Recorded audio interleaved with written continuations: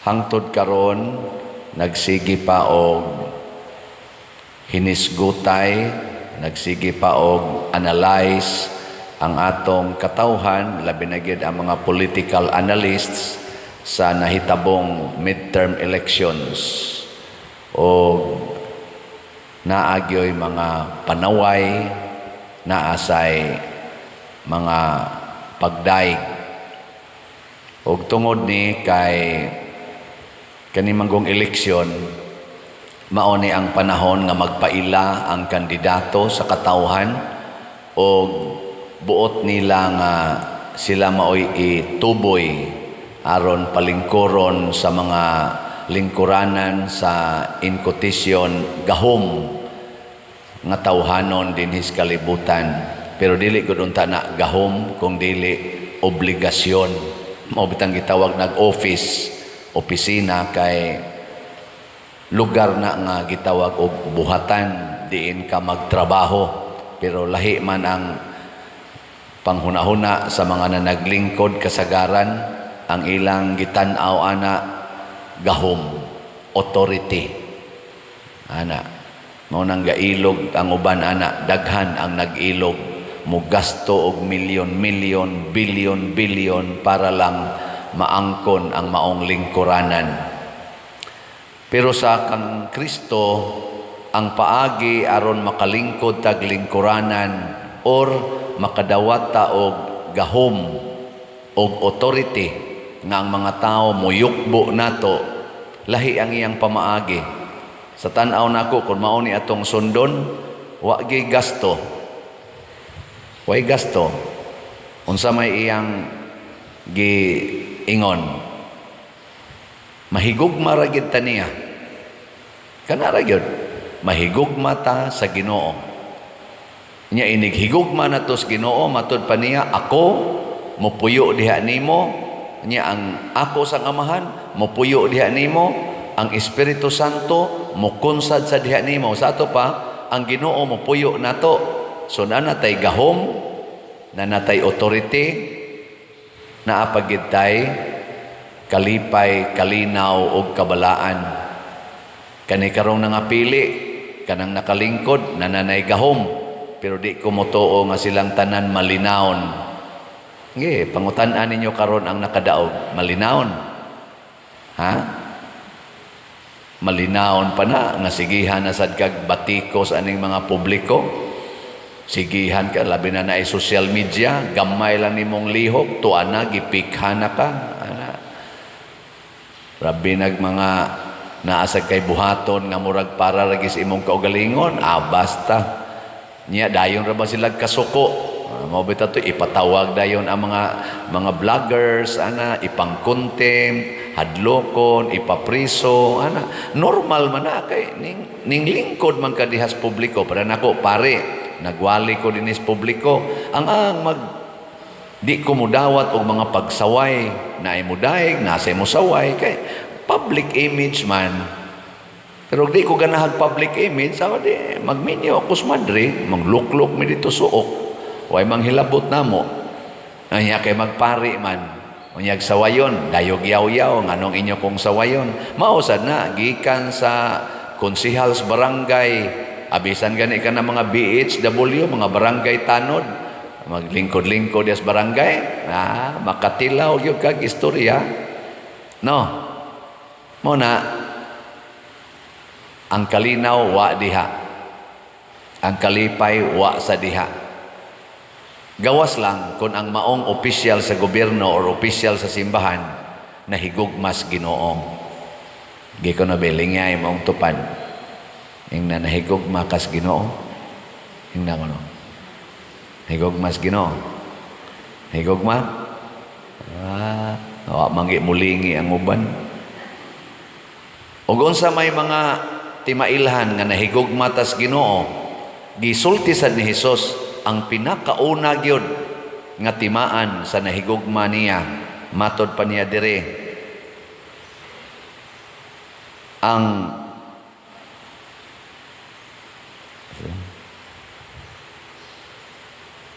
Ang mudawat sa akong mga sugo ug magtuman niini mao ang nahigugma kanapo. Ang mudawat ug mutuman sa iyang mga sugo. Lain na sang lingi sa imong tupad, kablita gyud.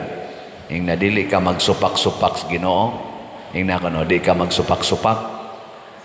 Ing nakanang imong color sa imong buhok, wa na magsupak-supak sa sugo sa Ginoo. Kanang purmas imong kilay karon, wa na magsupak-supak sa sugo sa Ginoo. Nagtuma na. Kanang color sa imong naong, nagtuma na sa pulong sa Ginoo. Kanarong imong kural sa imong balay, nagtuma na sa sugo sa Ginoo. Kanang imong gipanggamit diha sa imong balay, nagtuman na sa sugo sa Ginoo. Kanang paggamit nimo sa cellphone, nagtuman pa na sa pulong sa Ginoo. Kanang imong rong karelasyon, imong katipon sa imong kinabuhi, nagtuman pa na sa sugo sa Ginoo. Kanang imong gisigihag text karon, magsigi pa mo video call, nagtuman pa na sugo sa Ginoo. Ana, kanang imo karong paggamit sa imong kwarta, nagtuman pa na sa sugo sa Ginoo. Atong check-upon kanang imong pag-maintain og pila ka anak imong gustos imong kinabuhi, isip minyo, nagtuman pa na sugo sa Ginoo.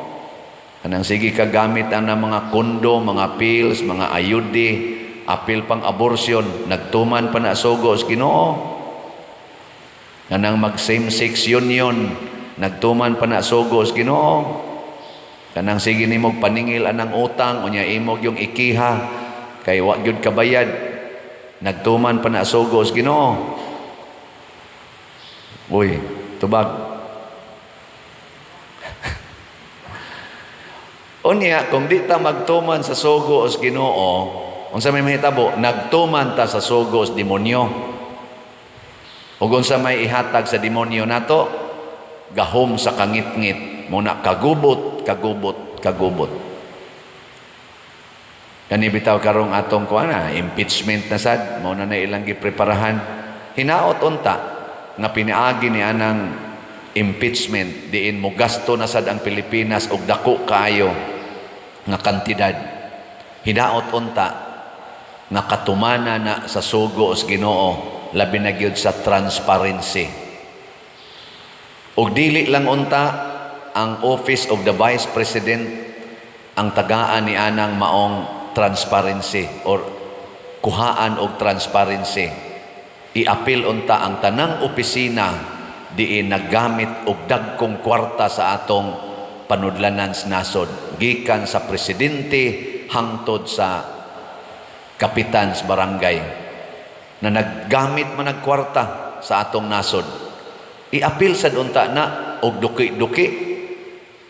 Aron kung angayang i-impeach, ipa-impeach pod. Now na to, pila na lang kabuk mahibilin ana nila. No? Uy, ari raman magtutok sa Office of the Vice President. Hilas-hilas na lang na. Akong tawag hilas-hilas, kaya nga naman, hilas kaayo nga magsigi kag duki-duki anang 125 million na confidential fund, whereas na ay billions of confidential funds nga wa nimo duki-duki Hilas ba? Pareha gud nimo gud ka. Hilas biya nimo sikag panaway nako diri nga wa ko manilhig kanang imong balay gani, mura naman ka nagbais ungo. Anaon nimo? Hilas biya nimo manaway ka nako nga piyanga kog ilong gani mo din am gani na mahapit makita.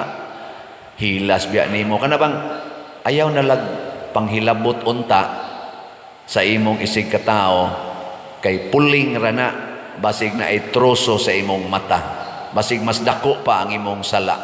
Isig na lang unta taog usisa, ug unsaon na to pag usisa, giunsa nako pagtuman ang sugo sa Ginoo. Ana mao ra nay usisa. Tanawa ang nagtuman sa sugo sa Ginoo, si Pablo ug si Bernabe. Nagpuyo ang Ginoo diha nila na nasilay gahom, ilang gipatindog ang bakol, naayo ang bakol. Unsay sunod? Na nasilay honor and authority. Ang mga tao, muhalad na nila. Nihangyo pagani sila, ningon, ayaw mig halari kay mga tao rami. Ngano gutawng isipon mi ninyo Ginoo? Ni-explain pagid silag maayo nga mauni ang Ginoo. Ayaw mi kay tao rami. Ang mga tao kuno di gyud patuo muhalad gyud ngadto nila. Kanindot unta ang ato mga politisyan di na mo gamit og kwarta ba. Igo na lang silang mo presentar silang kaugalingon nya ang mga tao na mo pili. Nya naapag yung ingon ayaw ko pili ag presidente sa Pilipinas kay gusto ra ko senador sa dili ikaw gyud. Ana unta no? Moabot ka na nato? Moabot na dili. Sa atong mga nangahimong Santo Papa, wa gid ana nilay nang-apply. Ambot og naa ba ka no? Pero daghan kog nadunggan sa history sa simbahan. Labi na gid to si anhing Saint naman tingalin aron John Paul the 23rd katong nagtiwas og himo sa kay si Saint John Paul the 6th man mo ay nag-una og himo sa Second Vatican Council. Ang mitiwas ana termino na ni John Paul the 23rd. Dili John Paul, John the 23rd. Ana. Sige gito siya ingon. Ganang kay gulang na po siya. Wa gid siya mag-expect siya. Sige silag butas yun. Dugay man jud kay nahuman. Di man pra karon kadali ra man to nahuman. Ila dugay kayo. Ingon siya, stilan to para ba ko'y daghang mga misahanan dito sa akong diocese da. Ato na ning daogon dalian na niyo butar. Siya, wa gid siya pagkasunod na noong butas yun siya bitay gipili. Balibad siya Ngano giapil-apil man ko ninyo dinhi. Pero unsaon man gyud nga siya may gipili. Mosa na ang gibati. Mosa na ibation sa mga tao nga naay Ginoo. Mga mapaubsanon. Kanunay nagtan-aw sa ilang kaugalingon nga dili angayan. Pero kaning ato karong mga kasagaran sa na naglingkod sa atong nasod, feeling kay nila angayan sila. Feeling gyud kay nila nga angayan gid sila. Pero ang mga taong nagsunod sa Ginoo humble. Parihan ni Mama Mary, humble, lowly servant. Ngilingay mong tupad. Ingna angayan kang musimba. Ingna angayan ka. Angayan ka karon nga musimba. Mga igsuon, di kita angayan nga moatubang sa Ginoo. Labaw na gyud ko nga nagwali ko diri. Di gyud ko angayan. Daghan kay kog sala. Kung ikumparar iatubang kita sa Ginoo, makaingon kita di ko takos. Si Moses gusuna hapa gud siya si yuta kay di siya ganahan nga makakita sa naong sa Ginoo kay makasasala kay siya. Ingon ana ang mga tao nga naay Ginoo. Unsa titubag nato sa Salmo? Dili limot naman ako ato. Ano to? Dili kanamo o Ginoo kundili sa imong ngalan ihatag ang hibaya. Di kita takos. Takos ba ko nga moingon ninyo nga pamalit mo og slat? Takos? Dili sad ko takos. Pero kay gisugo man ko sa Ginoo ani para sa kaayuha simbahan, bahala nagpurti na ning uwawa, magpakatakos kog ingon pamalit mo og slat. Ang dili mo palit, wa magtuman sa sugo sa Ginoo. Pilaragod ni God's Healing and Deliverance Powers, GHDP. Atong halin, iabot nag 47,258. Naapay 22,742. 100 pesos lang per slot. Inka, Father, di naman mi ka-afford ana kay nahurot naman tong ayuda. Di joke. Aning gamay man kayo, problema man kayo mi. Ang mga tao panahon sa unang pagbasa naghalad sa ilang mga kwarta o mga abot ngadtos mga apostoles. Ngano man kay mataghalad nato kay bawo kita ibalik ra nas Ginoo nato. Mao na sugo sa nas Ginoo nga ihatag ang tanan nga rinako kay hatagan sa tamo o gatusan kapilo. O na gusto mong maarang-arang inyong kahimtang, hala, pamalit mog slot. Dili ni akong pulong ha. Pulong nis Ginoo ug naay daghang prueba ani diha sa atong Biblia.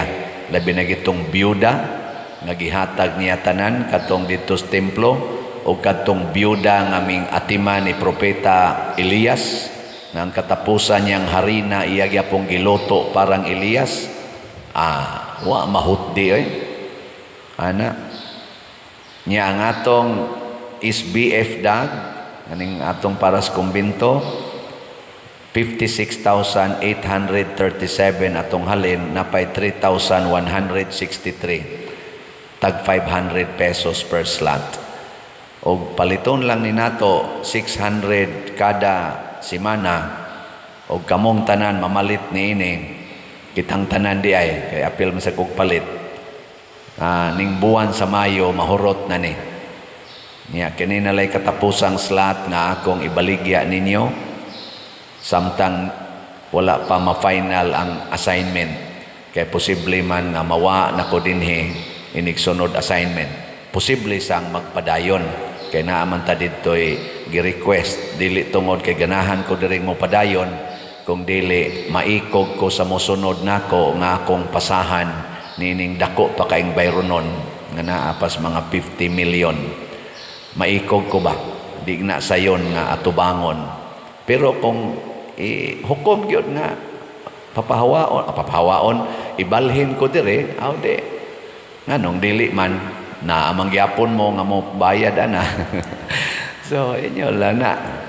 Pero mao na dili ko takos niini. Mo na palitan na lang ninyong slot. Basig dili sad mo takos nga mo palit unta, pero kay naa may gihatag ang Ginoo ninyong extra, ako sad naa sa koy extra sa akong mga dupa-dupa naa sa koy makuha. Ako sa ning ipalit sa dungan-dungan tagpalit in addition to our daily responsibilities, financial responsibilities. Atong iapil ang simbahan kay ni adinhi ang tuburan sa atong kaluwasan.